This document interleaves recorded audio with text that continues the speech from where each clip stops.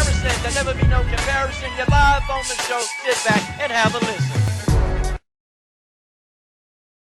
LDBC. This is your boy, Coach Sheldon Harrison. You're live on the Coach Sheldon Harrison Boxing and MMA Show Live. I told you, dudes, I'm going to have some fun with this one. I'm going to have some fun with this one, and that's just the way that is. Jessy Jess, you know, she drops to 6-3. Whoops, I'm sorry. She drops to 7-3. Sorry about that. She came into this fight at 7-2. And, you know, her last fight, I thought she did well, man. She was a huge underdog in her last fight against Jullian, the woman beater Wallace. It's got a nice sound to it. She was a huge underdog in that fight. Jullian Wallace, you know, had Jessy Jess in a submission hold. Jessy Jess was tapping out, and this particular fight, the referee, well, there was no referee in her last fight. She was tapping out. He wouldn't let go. She got out of the submission, and she stood up and kicked Jullian Wallace in the face and knocked his woman-beaten ass out. That's right. Jullian, the woman beater Wallace, was knocked unconscious, okay? So in this fight, I had Jessy Jess to be a huge favorite.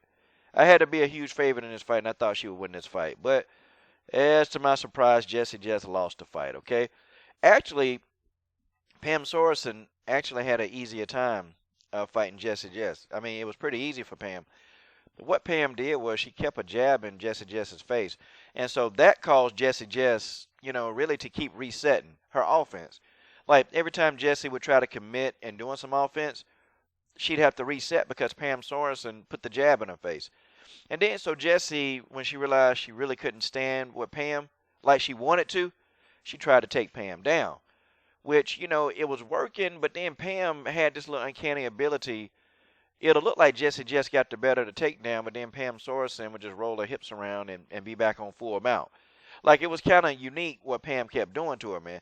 And Jessy Jess really didn't have an answer to it.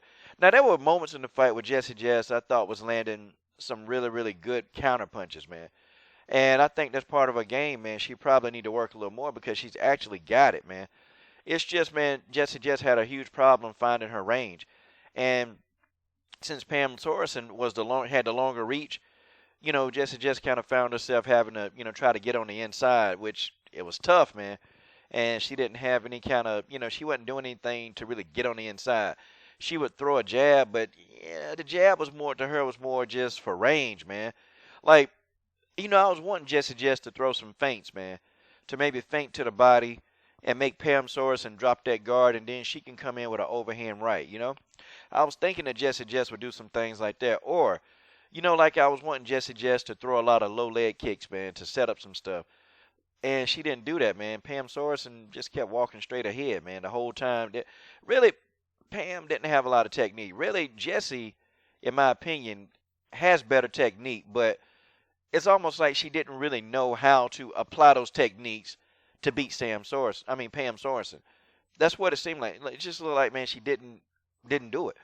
And, you know, she was throwing punches with no intentions. It was just, she was just putting her hands up to let Pam know that, hey, you know, I'll still throw punches if I have to.